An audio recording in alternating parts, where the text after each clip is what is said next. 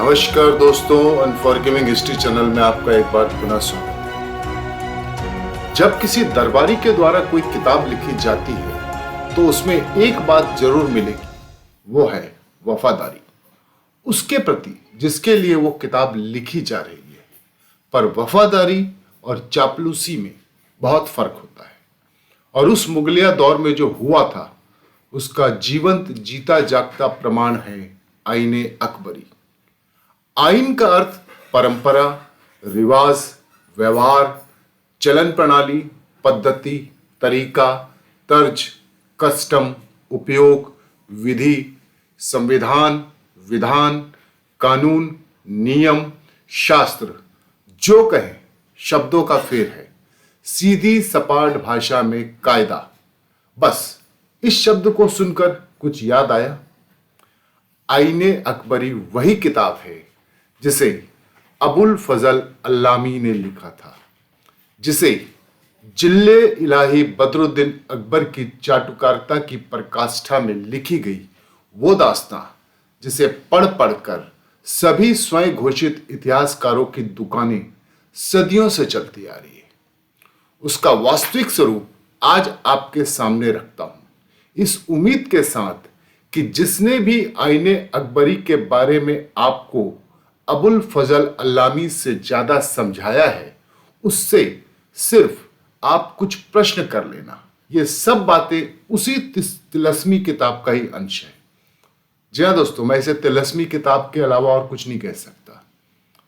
फिर जवाब मिल जाए तो बता देना।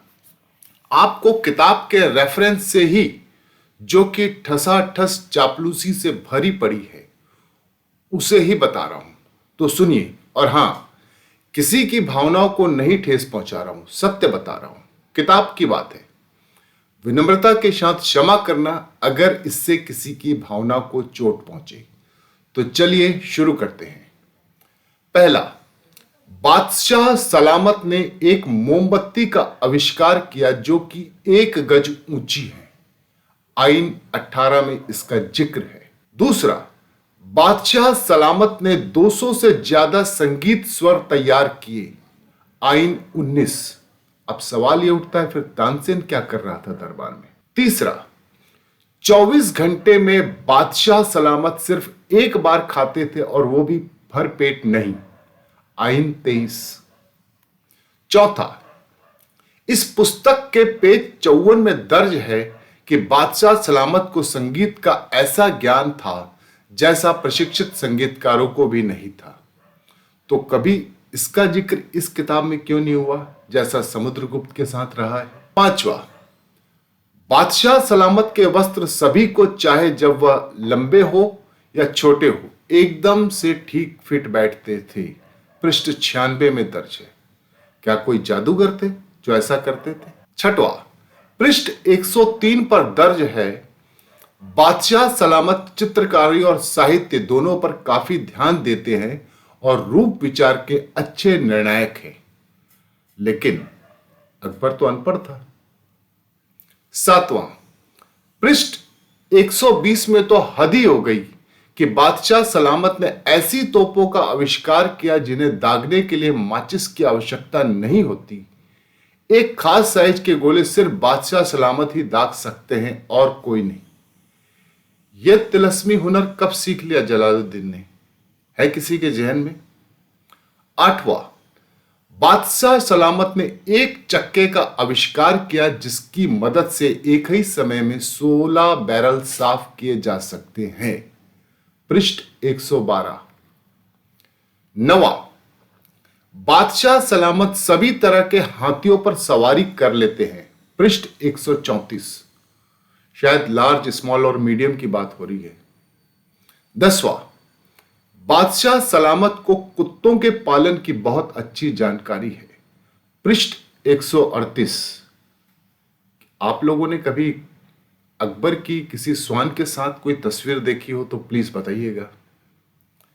11वां, चाटुकारिता की प्रकाष्ठा का शानदार नमूना यह कि बादशाह सलामत की निष्ठाओं का वर्णन करना मेरी शक्ति से बाहर है। तो ऊपर जो जिक्र किया आइनों में, वो क्या था फिर?